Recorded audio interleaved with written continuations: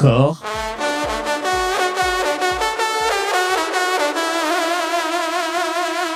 Accord.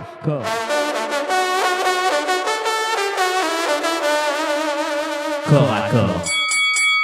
Alors, Emmanuel Macron serait-il désormais seul dans le Titanic macroniste ? En tout cas, beaucoup d'indices pointent dans cette direction. Ça a commencé avec Édouard Philippe, son ancien Premier ministre. C'est lui qui, on pourrait dire, a lâché les chiens ou lâché la meute. C'était le 20 juin, 11 jours après l'annonce de la dissolution. Je vous propose d'écouter Édouard Philippe au micro de TF1. C'est le président de la République qui a tué la majorité présidentielle. Il l'a dissous. C'est pas moi qui suis parti, c'est pas les frondeurs ou des frondeurs qui l'auraient énervé. Il aurait pu ne pas la tuer. Oui, mais il a décidé de la dissoudre. Très bien, on passe à autre chose. Et autre chose, ça peut pas être exactement la même chose qu'avant. Donc c'est créer une nouvelle majorité parlementaire qui fait qu'il y a une alternative qui n'est pas la reproduction de ce qui existait. C'est le président de la République qui a tué la majorité présidentielle. Alors voilà, on a entendu, c'est Macron qui a tué la majorité présidentielle. Les mots de son ancien bras droit, donc on le mérite d'être clair. Entre-temps, il y a eu beaucoup, et depuis ce temps-là, depuis le 20 juin, beaucoup d'indiscrétions on appelle ça comme ça, qui sont sorties dans les journaux. Vous savez, les candidats, les proches, qui expliquent que plus personne ne s'y retrouve. Alors on peut retrouver par exemple dans le Parisien du 1er juillet, c'est sorti, j'ai l'impression que tout le monde a perdu la boussole. Ça, c'est une ministre qui dit ça.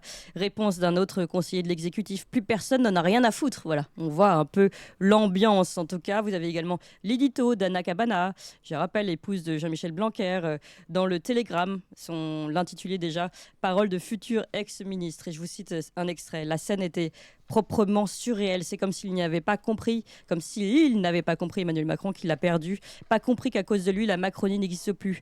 Pas compris que désormais, il inspire de la rage à ceux qui le soutenaient. Pas compris que sa parole ne vaut plus rien. Pas compris qu'il est complètement dévitalisé politiquement.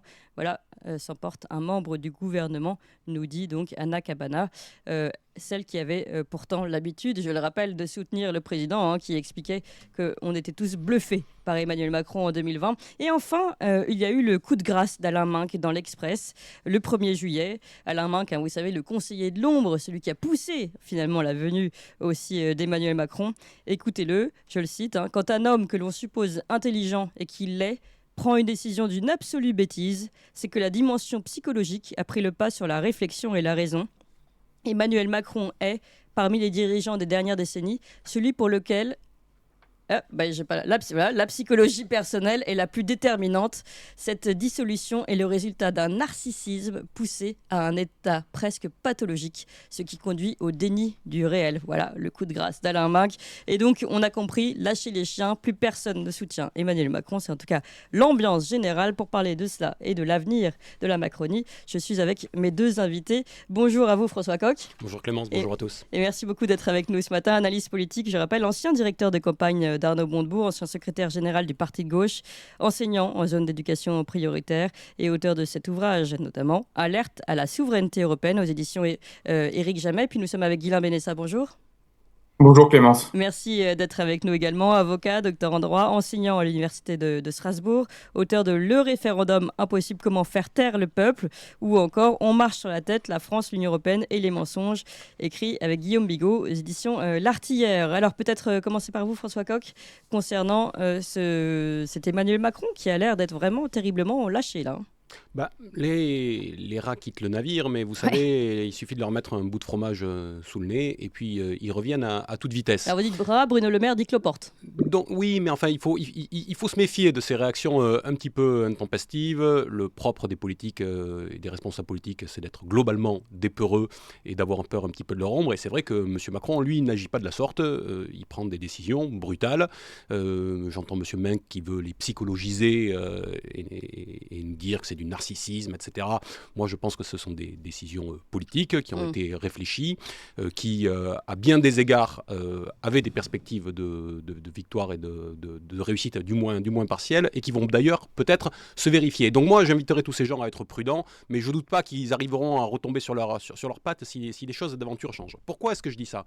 Je dis ça parce que on assiste quand même à une valse à 4 temps, pour l'instant, qui est la dissolution, la victoire électorale du premier tour du RN, la séquence ensuite des petits arrangements pour se retrouver avec le maximum de duels, et la quatrième étape, qui est l'étape qui va être la plus importante, qui va être la formation du gouvernement, dont on va voir que ça va prendre une forme extrêmement nouvelle. J'étais déjà venu vous parler ici des conséquences de la démocratie minoritaire un peu partout en Europe et de la manière dont elle allait se dérouler en France. Et je vous avais présenté l'une des principales issues, qui est ce qu'on appelle les majorités Big Ten, grands chapiteaux, comme en Allemagne, des majorités hétéroclites qui n'ont absolument plus aucun sens idéologique.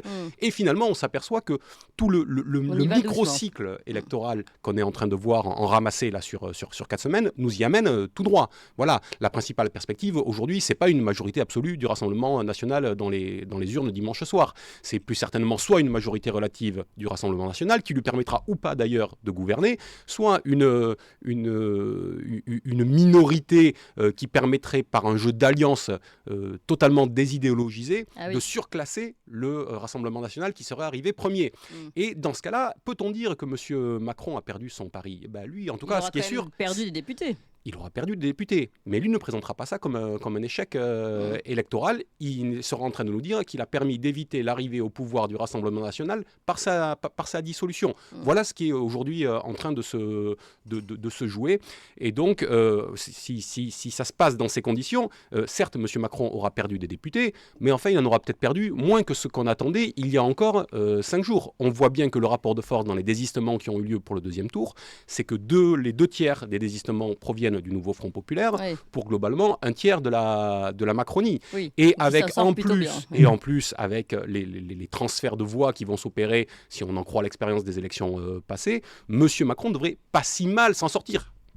Parlons, est-ce que là on parle des consignes de vote, c'est-à-dire par exemple on demande à la gauche ou à LFiste de se désister pour Elisabeth Borne, est-ce que les électeurs vont vraiment jouer le jeu? C'est encore une autre question, hein. Là vous suivez la logique des consignes de vote. Non, je ne suis pas la logique des consignes de vote. Je pense que moi les électeurs aujourd'hui sont largement indépendants, qui n'en ont pas grand chose à faire des consignes de vote des appareils, mais il y a un premier élément qui est que l'offre électorale qui leur est proposée est déjà structurante. Quand vous n'avez pas le candidat pour qui vous voulez voter, c'est un peu plus compliqué. Et puis je m'appuie sur la manière dont ont voté les électeurs dans pareilles circonstances en 2022 et l'évolution qu'on a pu voir depuis. Donc raisonnablement, on peut penser que M. Macron sera sans doute autour d'une centaine de candidats et d'élus dimanche soir, que le nouveau Front populaire sera un peu au-dessus, mais qu'aucun groupe du nouveau Front populaire sera peut-être au-dessus de monsieur Macron, et qu'il y a donc la possibilité de créer une espèce de coalition grand chapiteau que j'évoque, qui serait finalement, je dis une valse à 4 temps, mais qui ne serait pas la dernière étape. Parce que si on en est là, le processus qui est le processus d'affaissement démocratique que nous connaissons ne serait pas arrivé à son terme. Alors, ce qui est intéressant en effet, c'est que s'il y a cette coalition grand chapiteau, comme vous dites, en fait, pour Emmanuel Macron, certes, sa majorité, les députés, eux, ont été clairement mis en danger, mais lui, comme vous le dites, finalement, divisé pour mieux régner, il gardera bien sa petite place de roi au-dessus de tout ça. Alors, Guilain Benessa.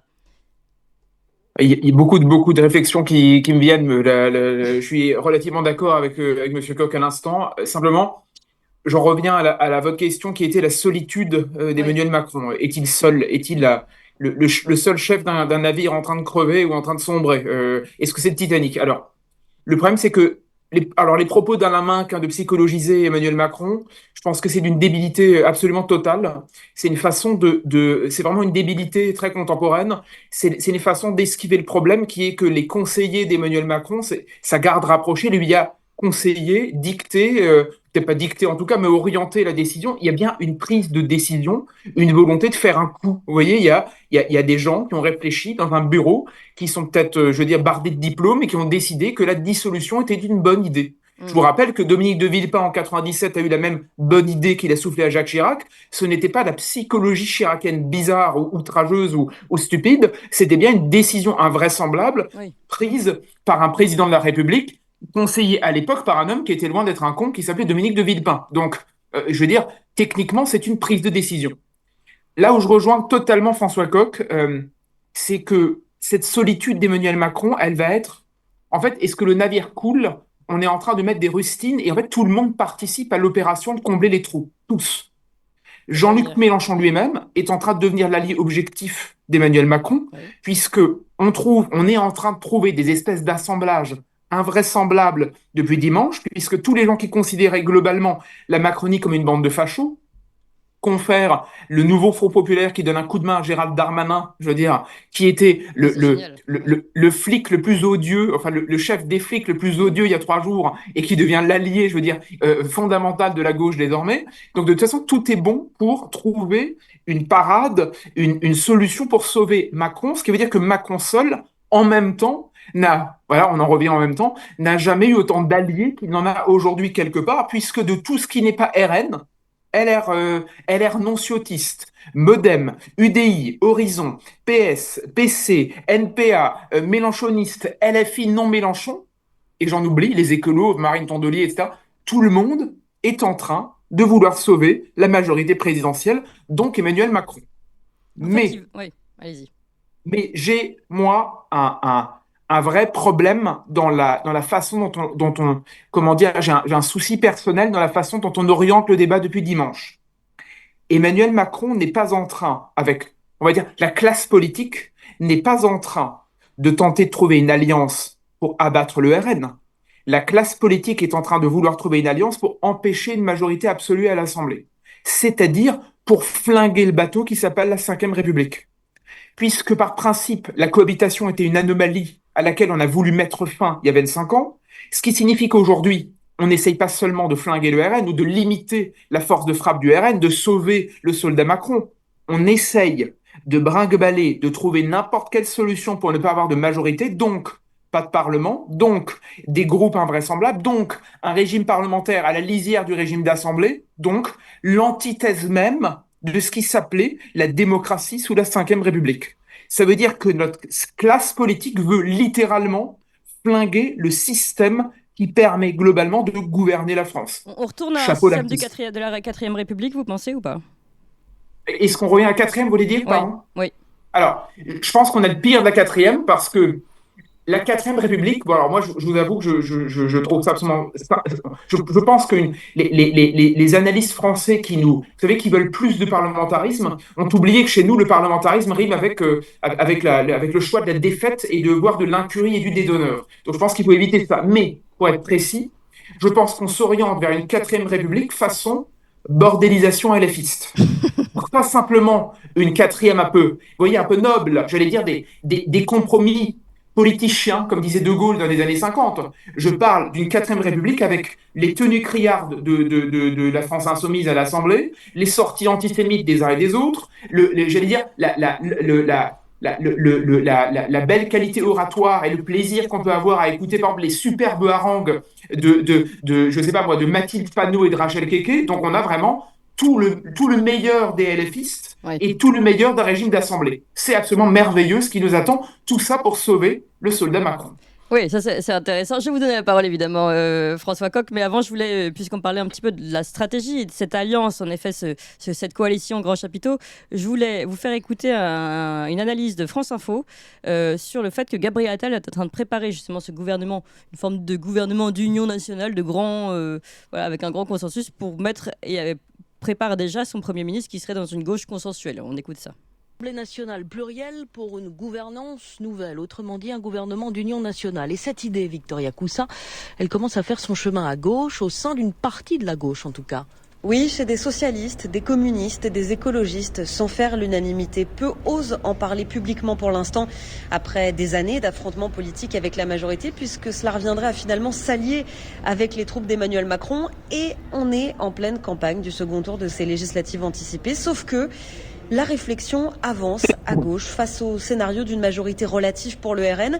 Nécessité fait loi pour le député socialiste Philippe Brun. Il y aurait urgence à constituer un arc du gaullisme social jusqu'aux communistes, en passant par des gens de gauche de bonne volonté, plaide auprès de France Info le communiste Sébastien Jumel. S'unir sans être d'accord sur tout, mais avec une condition pour les deux, le respect de certains points du programme du nouveau Front populaire, comme par exemple le rétablissement de l'impôt sur la fortune.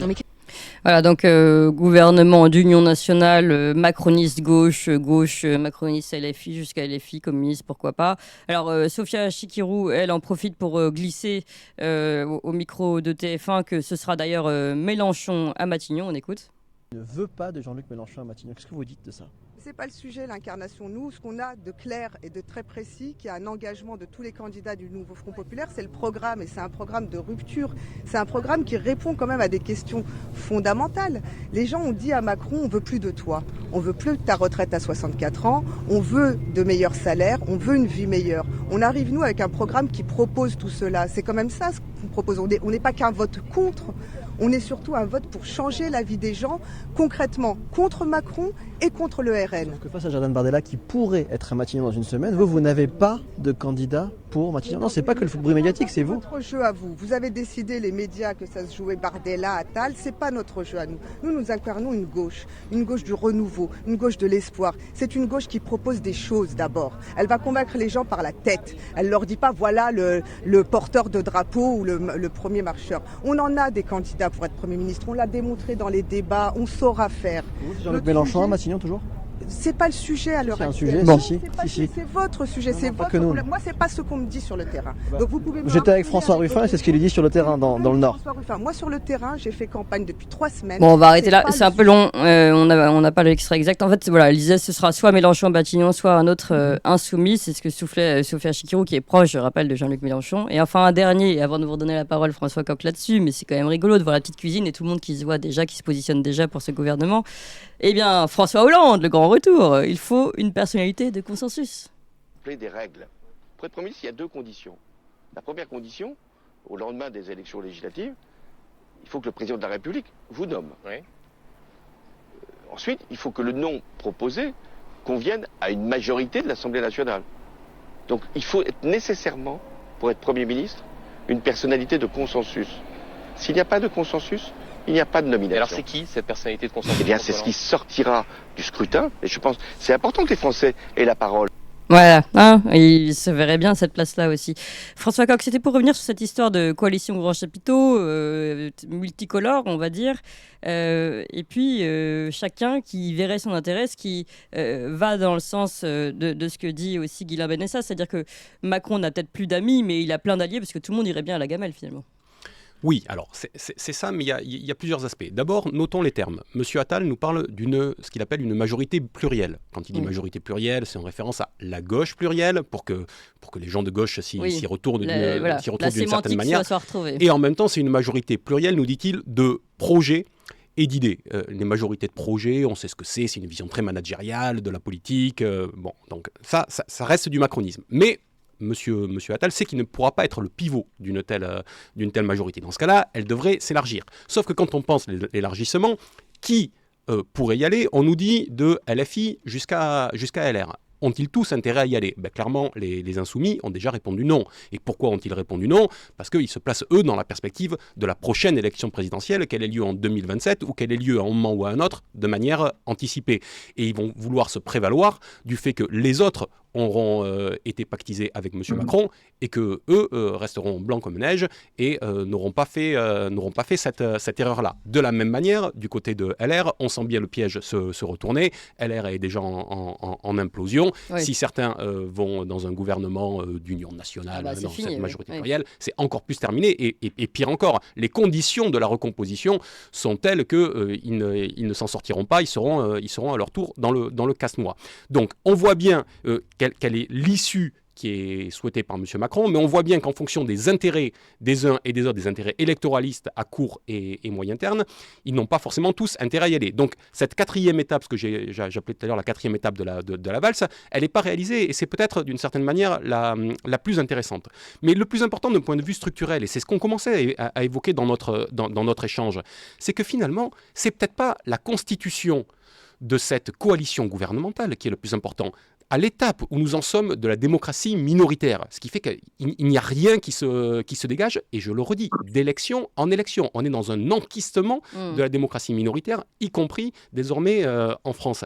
C'est pas le fait de trouver une coalition gouvernementale qui devient le plus structurant, c'est le fait de voir apparaître quelles sont les potentielles coalitions de censure. Voilà. Ce qu'il faut regarder, c'est pas quel est le gouvernement et quelle est la coalition qui peut se mettre en place, mais qui, à côté, pourrait trouver avantage à un moment ou à un autre, sur le vote d'un budget ou à autre chose, se retrouver pour faire tomber ce gouvernement. Et je vous rappelle que M. Macron a perdu l'arme de la dissolution pendant un an. Ouais. Et jusqu'au 9 juin 2025, il ne peut plus en user. Ça veut dire que si un gouvernement baroque se mettait comme ça en place, qu'il était à la merci d'une motion de censure, M. Macron en prendrait acte, viendrait nous parler de son gouvernement technique qui serait en réalité rien d'autre que le gouvernement de Bruxelles de manière délégative. Et là encore, M. Macron finalement serait pas forcément le plus triste d'une telle issue. Oui, intéressant, en effet. Guillaume Benessa. Je suis totalement d'accord avec la dernière partie, d'autant plus la dernière partie de l'affirmation de François Coq, c'est-à-dire que faut pas se tromper, ce qui est en train de se jouer, il faut pas se tromper de cheval de bataille. Ce qu'on fait, c'est qu'on essaye de mettre de nouveaux écrans de fumée. Emmanuel Macron, là-dessus, le fait depuis 7 ans. J'allais dire, les politiques le font depuis 40 ans et Maastricht, mais c'est encore un autre débat. Si demain, on nous vend un gouvernement technique, parce que maintenant, c'est un peu dans l'air du temps. Oui. Le gouvernement technique, ça veut dire deux choses très nettes. Premièrement, ça veut dire que Paris, vous pouvez rayer Paris de la carte, ça n'existe plus. Ça veut dire que Bruxelles occupe la France. Littéralement, ça veut dire que on aura la Troïka, l'équivalent de la Troïka qu'on a déjà en fait. Faut dire Macron n'est qu'un sbire bruxellois, mais officiellement il y aurait une prise de position de la France par Bruxelles pour qu'on respecte nos engagements, j'allais dire politiquement, économiquement, socialement, écologiquement corrects, et qu'on ressemble à une province administrée officiellement par Bruxelles qui s'installerait à l'Élysée. En gros, Ursula von der Leyen prendrait la tête de Gabriel Attal et s'installerait à la fois à Matignon et à l'Élysée. Voilà, donc Macron ou pas, ça ne change rien à l'affaire. Ça, ce serait l'hypothèse numéro 1. Okay. Je ne vous cache pas qu'elle n'a pas franchement ma faveur, mais bon. La deuxième possibilité, c'est qu'effectivement, on trouve dans cet attelage invraisemblable une sorte de majorité, une espèce de majorité. Là, on ne se retrouve pas forcément dans un meilleur scénario. Pour quelle raison ? C'est que, et là je rejoins totalement François Coq, c'est la démocratie minoritaire, et là qui prend la forme de la constitution de n'importe quel attelage susceptible de bloquer, parce qu'en fait, on ne constitue plus pour faire. On constitue exclusivement des minorités et des majorités qui en fait se répondent par jeu de blocage interposé, oui, pour qu'il n'y ait absolument plus la défense de l'intérêt général qui passe par le respect de la démocratie qui est le démos, le peuple, et donc la volonté majoritaire. Tout est fait pour qu'il n'y ait plus l'existence d'une volonté majoritaire qui, n'en déplaise à tout le monde, aujourd'hui passe par le RN, ses alliés, etc. C'est oui, pas une question de vouloir ou pas de vouloir, c'est que c'est comme ça. Ça s'appelle les élections législatives. Là-dessus, je voudrais faire réagir François Coq, mais continuez sur vos...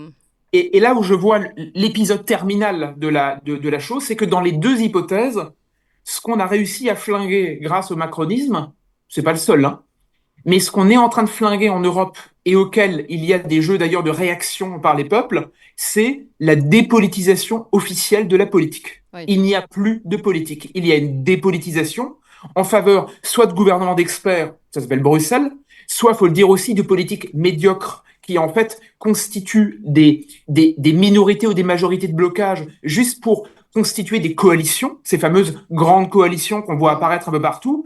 Il faut bien comprendre que le régime parlementaire, souvent, et notamment lorsqu'il est détenu ou qu'il devient l'apanage des partis politiques en voie de dépolitisation, deviennent en réalité le cheval de Troie, ni plus ni moins, le cheval de Troie de l'absence de politique, donc de l'absence de démocratie, et donc du meurtre voulu de la volonté majoritaire, c'est-à-dire du peuple.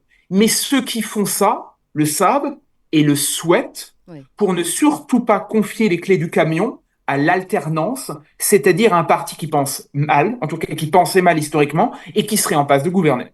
Alors, plusieurs questions, Guillaume Benessa, sur la fin, là, ce que vous avez expliqué sur ce gouvernement de techniciens qui finalement oublie le politique. Mais est-ce qu'en se faisant passer pour techniciens, est-ce qu'ils n'ont pas tout simplement une autre perspective politique qui est inavouable, mais malgré tout derrière une idéologie politique? C'est ce que vous expliquez avec ces cours de justice de l'Union européenne, etc. Vous savez, vous avez eu la gentillesse de rappeler mon dernier bouquin, On marche sur la tête. J'étais venu en parler avec Guillaume Bigot chez vous. Pour moi, on est exactement dans le prolongement du livre, c'est-à-dire que les européennes dont on parlait à l'époque, on s'en fiche des élections européennes.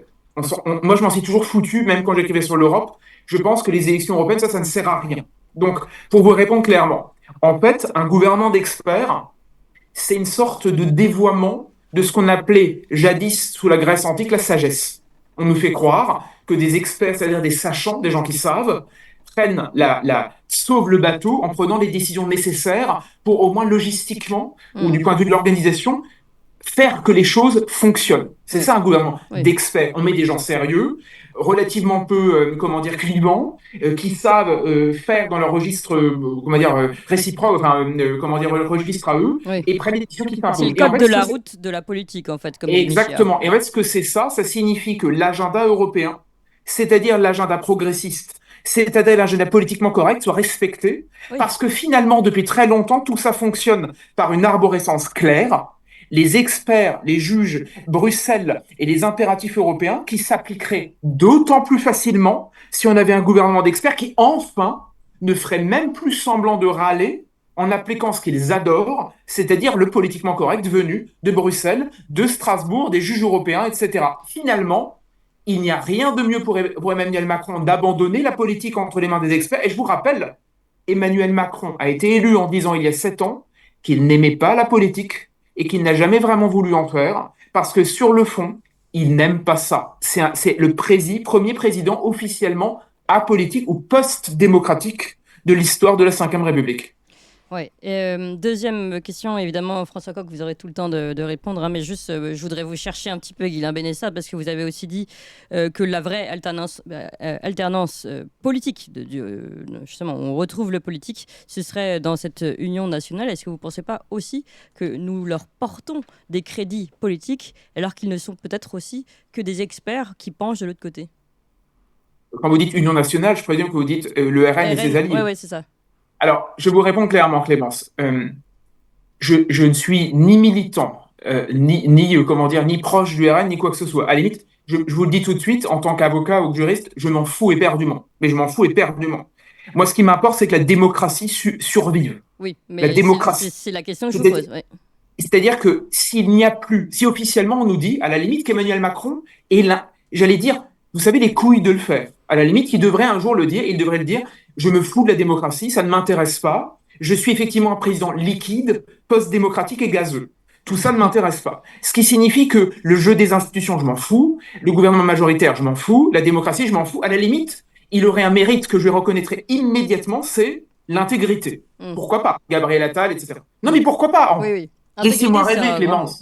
Laissez-moi rêver. Oui. Donc je dis ça parce que le problème, c'est que si on est sérieux 2 secondes, le RN aujourd'hui représente, dans ce qu'il tente d'incarner, représente aujourd'hui une alternance à l'intérieur de ce système politique tel qu'il se présente. En revanche, et je ne vais pas vous le cacher, l'erreur que j'attribue personnellement au RN, c'est qu'au lieu de faire une vraie campagne seule contre le système, qui serait une campagne qui représentait ce que j'appelle souvent la guilluisation de la politique, c'est-à-dire se rappeler que ce que dit Guy Lui est le fond pour moi du politique, c'est l'incarnation, la compréhension du bouillonnement qui vient de cette France profonde qui subsiste. Ce bouillonnement-là, pour moi, le RN le laisse de côté parce qu'il tend à ressembler de plus en plus à un bon élève, là où il devrait rester finalement une alternance radicale et ce qu'il devrait incarner fondamentalement. Mais plus il se rapproche du pouvoir, plus quelque part le RN rêve de prendre les clés du camion en ressemblant au bon élève de l'alternance. Plus il se technicise, plus il s'expertise. C'est là où je vous posais cette question. Allez, François Coq, beaucoup de sujets à aborder. Je ne sais pas par où vous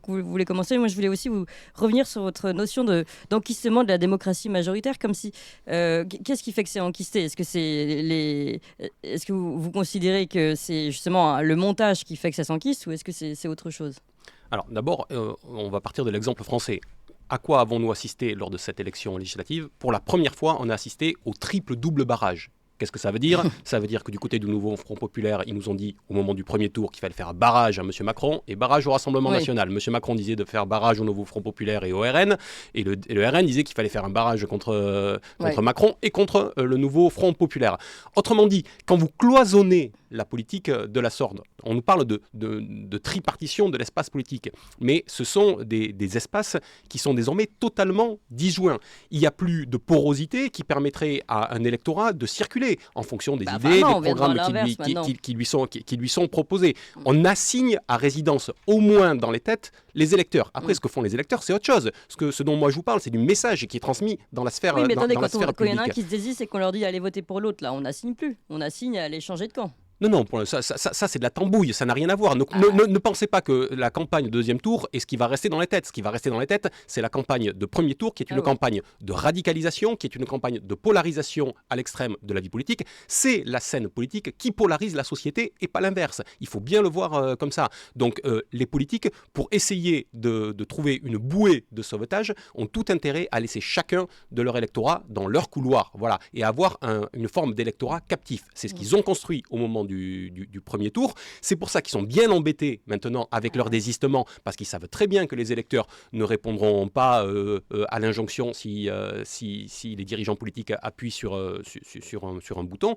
Et donc on arrive dans cette situation où on a une séparation entre la manière de pratiquer la politique dans la sphère publique par nos dirigeants et la manière dont les électeurs reçoivent les consignes, et eux se défient aujourd'hui de ce modèle. Donc on est enfermé par les structures politiques dans la démocratie minoritaire, quand l'électorat, lui, est dans une aspiration majoritaire. C'est ça la différence. Et donc le problème est un problème d'offre politique. Il n'y a sur la scène politique actuelle aucune offre politique qui vise une perspective majoritaire, sinon le Rassemblement national qui a préempté ce champ, et il faut bien le reconnaître, qui a gardé sur cet aspect-là une cohérence. Mais du côté de la gauche... la stratégie bloc populaire de Jérôme Sainte-Marie. Qui est la stratégie bloc populaire de Jérôme Sainte-Marie, qui était la stratégie bloc populaire à l'époque de Jean-Luc Mélenchon, à l'époque de la première version de LFI, qu'il a abandonné pour la remiser sur une stratégie qui est la stratégie du rassemblement de la gauche à partir de 2018.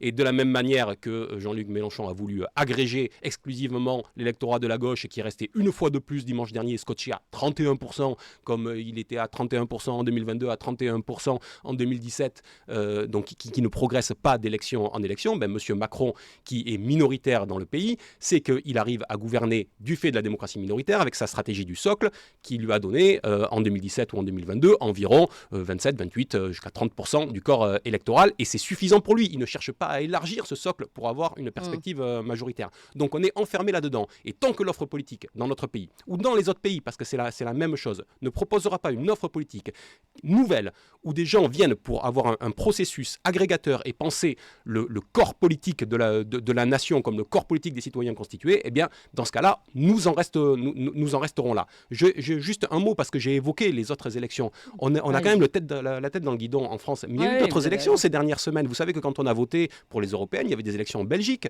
Qu'est-ce qui se passe en Belgique? C'est quoi la scène politique en Belgique? Tout a explosé, tout est éparpillé. Ils vont faire quoi? Ils vont encore mettre plus de 570 jours pour former un gouvernement, comme la dernière fois. Il y a eu des élections... Royaume-Uni, en Grande-Bretagne, Rishi Sunak et ses législatives anticipées aussi. En Bulgarie, il vient d'y avoir les 6e élections en 3 ans en Bulgarie. Ils retournent aux urnes en permanence parce qu'ils n'arrivent pas à mettre en place une majorité. Et on en arrive à des gouvernements techniques où Bruxelles parachute la vice-présidente de la Commission européenne pour essayer de devenir première ministre, et même elle, il ne lui donne pas de majorité. On vient de voir les Pays-Bas qui a mis plus de 6 mois à mettre en place un gouvernement, qui est encore un gouvernement, là encore, totalement hétéroclite. Les dernières élections au Portugal ont donné non pas une majorité, mais justement une démocratie minoritaire aussi au Portugal. Donc les 4 élections qui ont eu lieu au sein de l'Union européenne ces dernières semaines donnent les mêmes résultats. Et pourquoi? Parce qu'on est dans les mêmes logiques de bloc. La tripartition telle que nous l'a vendue M. Macron était un piège politique. La tripartition, ça avait une seule vertu pour lui, c'était de placer à la tête d'un triangle qui faisait qu'il pouvait rabattre sur lui,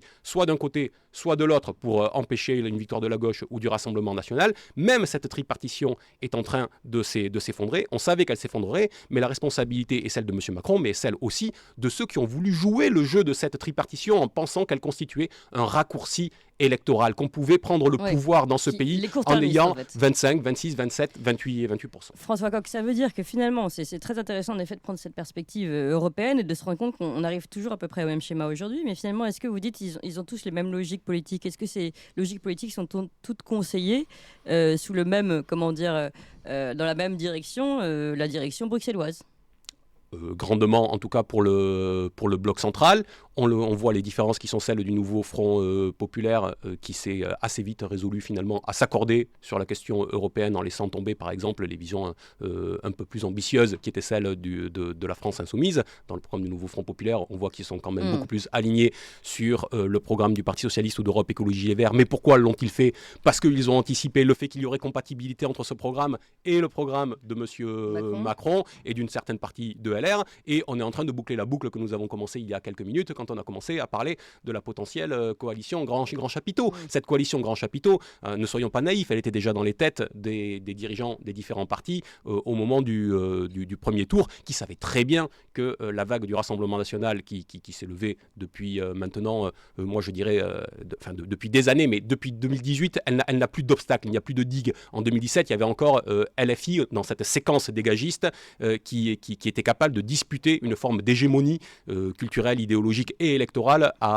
au Rassemblement national. À partir de 2018, au moment où LFI s'est relatéralisé, le Rassemblement national a le champ libre pour capter à lui seul la dynamique populaire. Mais est-ce que vous diriez que ce grand bordel politique, pardon pour l'expression, finalement est presque voulu, finalement souhaité par ceux qui sont au sommet de la pyramide du côté de l'Europe?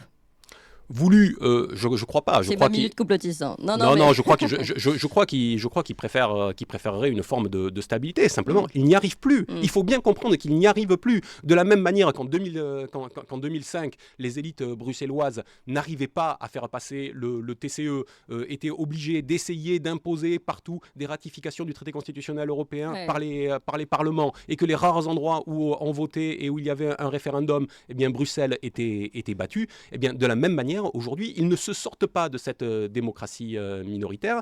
Les issues, moi qui ai regardé quand même les différents cas de cette démocratie minoritaire depuis 2018 dans les différents pays de l'Union européenne, et ça représente plus de la moitié des pays de l'Union européenne, il n'y a pas 50 000 issues. Soit on retourne aux urnes, soit l'autre possibilité, c'est les majorités grands chapiteaux que j'évoque depuis tout à l'heure, soit la troisième issue, c'est l'extrême droite. Donc ils n'ont pas la martingale. J'allais vous dire. Ils n'ont pas la martingale pour trouver autre chose que cela. Si on n'allait pas magouiller et dire aux électeurs, vous avez voté pour un tel, mais en fait on va le faire se désister, et bien la majorité elle serait là. Sauf que ce ne serait pas la majorité peut-être voulue par d'autres, mais la majorité ce serait celle du Rassemblement national. Incontestablement, on est obligé de dire que le vainqueur des élections législatives et le Rassemblement national. Alors, c'est le vainqueur des élections législatives au premier tour. Je sais très bien quels seront les commentaires qui interviendront à partir de dimanche et de lundi si le Rassemblement national n'a pas de majorité absolue ou même à une majorité relative, très relative, où on présentera ça comme un échec. Tout cela se voile la face. Vous voyez, c'est tous des François Bayrou en puissance qui sont en train de nous expliquer que les gens continuent à voter sur des peurs et que finalement le Rassemblement national continue à être un diable de confort du système. Non, le Rassemblement national n'est plus le diable de confort du système. La marionnette leur a un peu échappé. Oui, c'est ça. Guillaume Benessa. Oui, alors, je suis totalement d'accord sur le fait que c'est une réaction, c'est-à-dire que le système, en fait, est en train, on va dire, Bruxelles a bien compris qu'il y avait une fronde un peu partout et on essaye de trouver des stratégies pour essayer de sauver les soldats par-delà le cas français. Je pense vraiment qu'il y a une peur panique, en fait, du réveil des peuples par tous les bouts. Et sur le fond, il y a surtout une peur panique de la démocratie. C'est, à mon avis, ce qui se joue là, c'est que Bruxelles déteste. Européenne pour vous. Ah oui, bien sûr. Alors, je suis encore plus... Non, stratégie, je ne sais pas. Je vais vous dire, Clément, je pense surtout que les dirigeants européens que nous avons, je ne parle pas européens au sens des pays européens, je veux dire la stratégie des europhiles, des européistes, des eurobéas, on les appelle comme on veut, peu importe. Je pense que leur ambition profonde, c'est de faire disparaître la démocratie. Je pense qu'ils s'en foutent, mais depuis le départ. Je pense que, vous savez, je crois profondément que tout est dans l'ADN des institutions et l'ADN des hommes qui la composent. Oui. Jean Monnet détestait la démocratie, il rêvait de tuer le général de Gaulle, littéralement, je veux dire, il détestait tout ça, il détestait le référendum, etc. Ce qu'il voulait, c'était finalement le bout du système, c'est-à-dire ce qu'on fait aujourd'hui. On a une chose européenne qui fonctionne sans les peuples, avec des juges, des experts, etc. Et alors, pour élargir le problème, par-delà les élections en Europe, j'ai été frappé aussi que 3 jours avant que le premier tour survienne et que le RN soit en tête, nous avions vécu en mondovision, comme on disait, nous avons vécu l'incapacité d'un vieillard sympathique ou pas, qui s'appelle Joe Biden, de descendre 4 marches d'une estrade pour rejoindre, je veux dire, le parterre de cette belle émission et de ce beau duel de débat avec Donald Trump. Je dis ça parce que, en fait, c'est la même chose. En fait, c'est la même chose. La sénilité littérale, je veux dire, pour le coup, de Joe Biden, dont tout le monde avait vent, à part, là encore, je veux dire, les médias refusant d'en parler et les malades mentaux qui refusent de voir qu'un type qui ne sait pas marcher est un type qui ne sait pas marcher, ou qu'un vieillard amnésique est un vieillard amnésique, vous voyez, des tautologies évidentes. Je pense que quelque part, il y a une congruence des caractéristiques, c'est-à-dire que dans les deux cas, nous avons des gens qui ne supportent pas l'idée même qu'une alternance fondée sur le gouvernement du peuple existe encore. Il y a quelque chose qui les effraie, quelles que soient, je dis bien, les formes que ça prend. Je ne suis pas en train de dire que je rêve en France d'un milliardaire à la casquette rougeoyante, hein. Je veux dire, je ne rêve pas forcément d'un Donald Trump, mais il y a quelque chose de clair dans l'idée que ce système est à la fois vieilli mais jeune en timing, si tu voulais. Ça fait 50 ou 60 ans qu'on l'expérimente, mais cette espèce de volonté de ne pas confier les clés du camion à la démocratie, de ne pas, accepter que les gens puissent, entre guillemets, voter autrement, ou alors mal voter, comme on dit. Je pense qu'il y a là des réflexes de classe, des réflexes sociologiques, des réflexes systémiques, des réflexes institutionnels, à ne surtout plus voir cette basse foule qui s'appelle le peuple surgir. Donc on met tout en place, tous les garde-fous médiatico-institutionnels pour ne jamais faire émerger un gouvernement du peuple, par le peuple et pour le peuple qui s'appelle la démocratie. Finalement, Emmanuel Macron a 40 ans, Gabriel Attal a 33 ans ou Joe Biden a 83 ans, c'est rigoureusement la même chose. La même sénilité. Allez, François Coq, vous voulez conclure ? Oui, parce que effectivement, on est dans les deux cas exactement similaires. Moi, je donne un chiffre.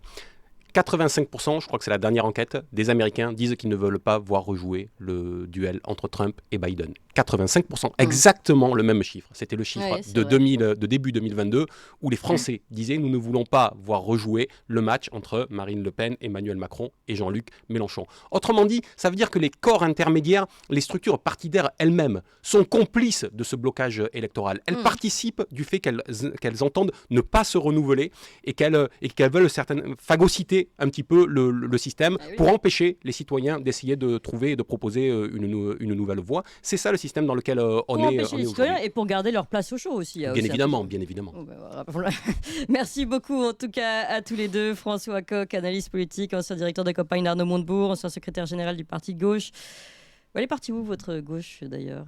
Ah, ma gauche, elle est devenue quasi résiduelle électoralement, mais j'ai la faiblesse de penser qu'elle représente la seule perspective majoritaire dans ce pays de par sa capacité agrégative en se dépassant. Oui, eh bien, on aimerait bien la revoir. Alors, en tout cas, votre livre, Alerte à la souveraineté européenne, édition Éric Jamet, Guylain Benessa, je vais citer Le référendum impossible, comment faire taire le peuple, où justement on revient sur l'histoire, vous parliez du début de l'Europe notamment, On marche sur la tête, la France, l'Union européenne et les mensonges, écrit avec Guillaume Bigot aux éditions L'Artilleur. Merci beaucoup à tous les deux.